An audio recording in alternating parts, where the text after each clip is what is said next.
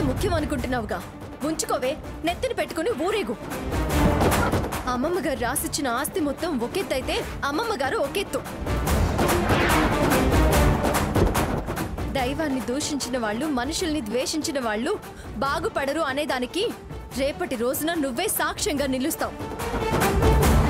అమ్మమ్మ గారి ఆశీర్వాదంతో ఆవిడ పక్కన నిలబడి ఇంతకు 10 రెట్లు ఆస్తి, పేరు, ప్రతిష్టలు సంపాదించి చూపిస్తాను.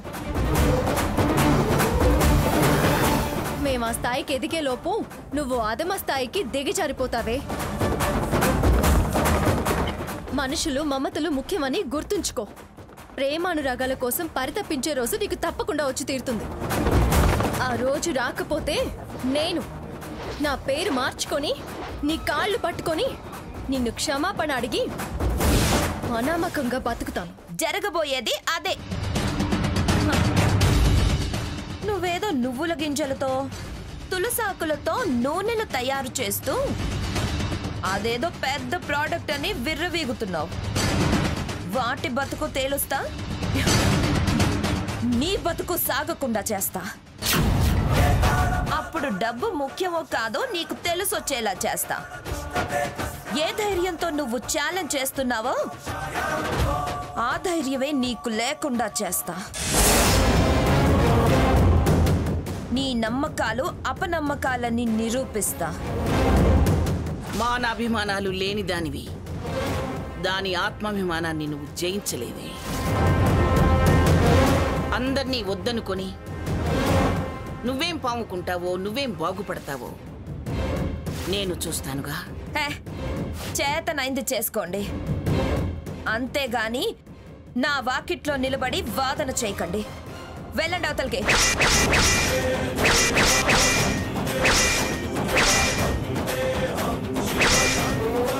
మమ్మల్ని ఇంత చేసి నువ్వేం సుఖపడతావో నేను చూస్తాను.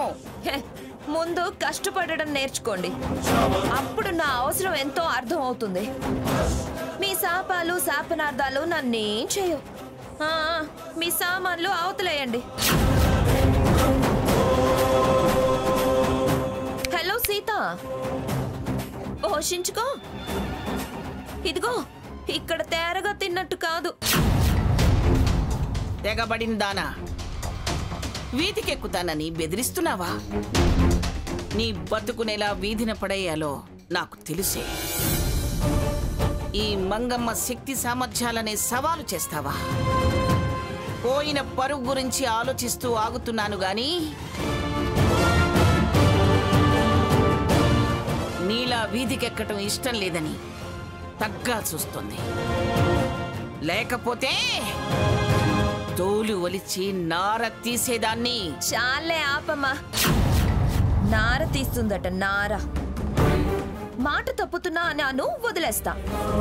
అంతేగాని అలా ఇష్టం లేక, ఇలా ఇష్టం లేక తగ్గుతున్నా, ఆగుతున్నా అని నీ చేతగాంతనాన్ని నువ్వు సమర్థించుకోకు.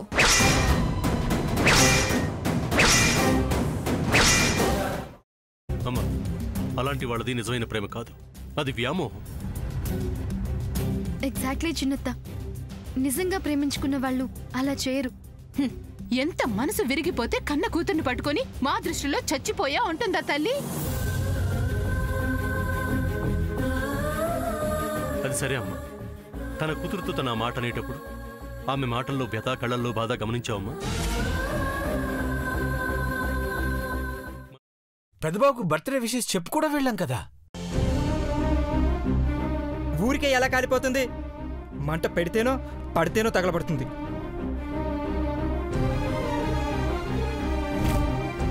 కరెక్ట్ చిన్నబాబు, నీకొచ్చినట్టే నాకు డౌట్ వచ్చింది. పార్వతే షర్టును తగలబెట్టిందనుకుంటా.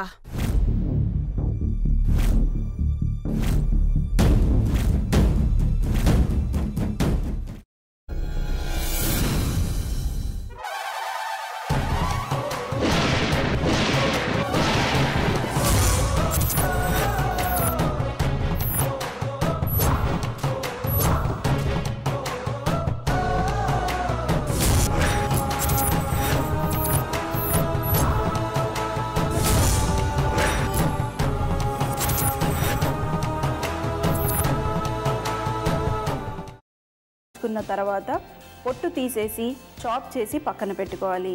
ఒక ప్యాన్లో కొద్దిగా నూనె వేడి చేసి అందులో ఆవాలు, మినప్పప్పు, శనగపప్పు, కరివేపాకు, సన్నగా తరిగి పెట్టుకున్న ఉల్లిపాయలు వేసుకుని 1 నిమిషం పాటు వేయించుకోవాలి. ఆ తర్వాత కాల్చి కట్ చేసి పెట్టుకున్న వంకాయని కూడా అందులో వేసుకుని బాగా మిక్స్ చేసి బౌల్లోకి ట్రాన్స్ఫర్ చేసుకుని అందులో తగినంత చిక్కటి పెరుగు లేదా పల్చటి పెరుగు వేసుకుని మిక్స్ చేసి అన్నంతో కానివ్వండి, చపాతీతో కానివ్వండి సర్వ్ చేసినా చాలా బాగుంటుంది.